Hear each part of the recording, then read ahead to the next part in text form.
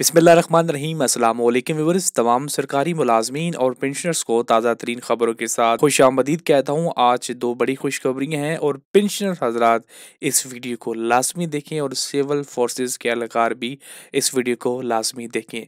जैसे कि आपको पता है कि 4 जुलाई को जो स्पेशल अलाउंस दिया गया था आर्मी फोर्सेस को, उनकी रनिंग बेसिक पे के ऊपर 50% जो है वो अफसरान को दिया गया था और 20% जो है वो अ, फौजी भाइयों को दिया गया था। रनिंग बेसिस 30/6/2025 के ऊपर दिया गया था। इसके अलावा जो डिस्पैरिटी रिडक्शन अलाउंस वफाक के अंदर दिया गया था वो 30% की जो बेसिक पे थी 30/6/2022 यानी कि 2017 के पे स्केल के ऊपर दिया गया था। और इसी तरह जो एडहाक रिलीफ मिला था जो कि फोर्सेस आर्म फोर्सेस को भी दिया गया था और सिविल आर्म फोर्सेस को भी दिया गया था, वो रनिंग बेसिस के ऊपर ही दिया गया था और 10% दिया गया था।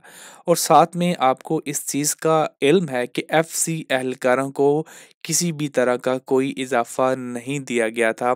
और मैंने आपको ये कहा था कि आपको इनमें से एक ना एक मिलेगा, या तो डिस्पैरिटी रिडक्शन अलाउंस दिया जाएगा या फिर आप लोगों को स्पेशल अलाउंस दिया जाएगा।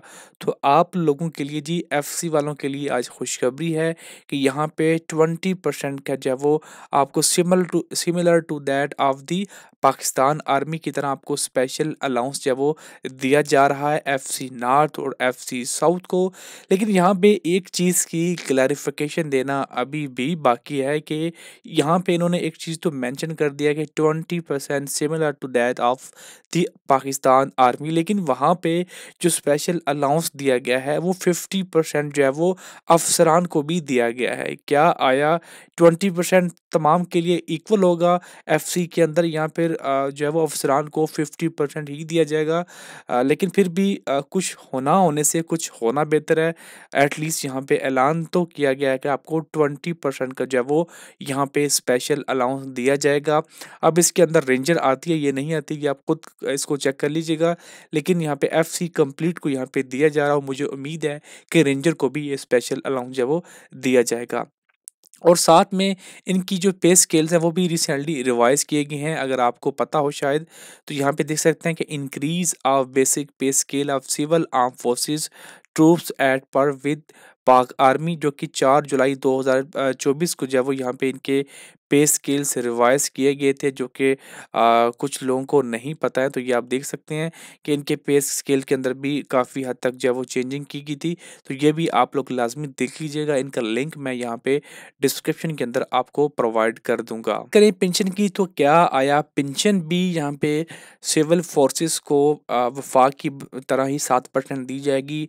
मेरे ख्याल में यहाँ पे थोड़ी सी नाइंसाफ़ी होगी, क्योंकि जो सिविल फोर्सेस के रिटायर्ड जो मुलाजमीन हैं उनकी पेंशन भी दूसरे मुलाजमीन से थोड़ी ज़्यादा होनी चाहिए। वैसे तो ओवरऑल ही पेंशन बहुत कम बढ़ाई गई है, 7% ना होने के बराबर है।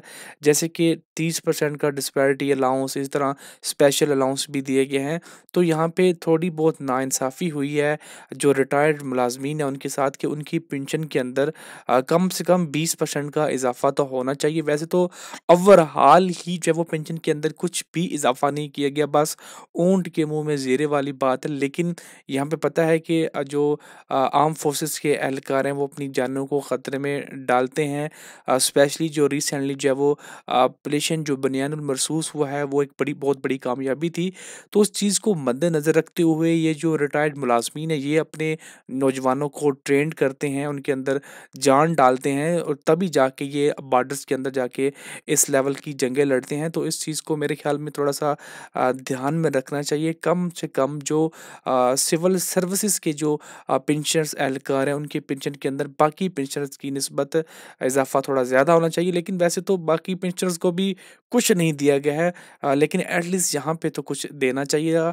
इस हवाले से आप लोग क्या कहते हैं, नीचे कमेंट सेक्शन में अपनी राय ज़रूर दीजिएगा। मैंने अपनी राय दी है, आप भी अपनी राय ज़रूर दीजिएगा कि आया मैं ठीक बोल रहा हूँ या फिर सबके लिए इक्वल होना चाहिए। ज़रूर कमेंट सेक्शन में बताइएगा।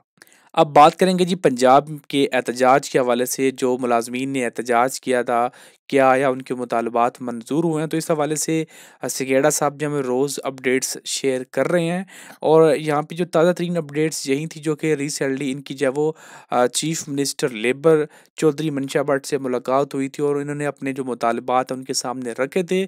कुछ मुलाज़मीन का कहना है कि उम्मीद है कि यहाँ पे पंजाब के अंदर भी कुछ ना कुछ मिलेगा, लेकिन चांसेस थोड़े कम नज़र आ रहे हैं। और कुछ मुलाज़मीन की ये भी शिकायत थी कि जो रहमान अली बाजवा साहब हैं उनको भी लाज़मी शिरकत करनी चाहिए थी।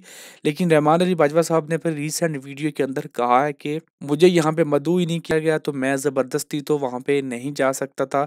तो इस वजह से वो शिरकत नहीं कर सके हैं। और कुछ मुलाज़मीन कह रहे हैं कि जी संघेड़ा साहब जो है वो बहुत जल्दी कंप्रोमाइज़ कर जाते हैं। बहरहाल आप लोग क्या कहते हैं? इस हवाले से जो भी फर्दर अपडेट आएगी कि क्या हो रहा है और क्या कुछ मिलेगा भी या नहीं मिलेगा, तो वो लाज़मी आपके साथ शेयर की जाएगी। तब तक के लिए दीजिए इजाज़त। अल्लाह हाफ़िज़।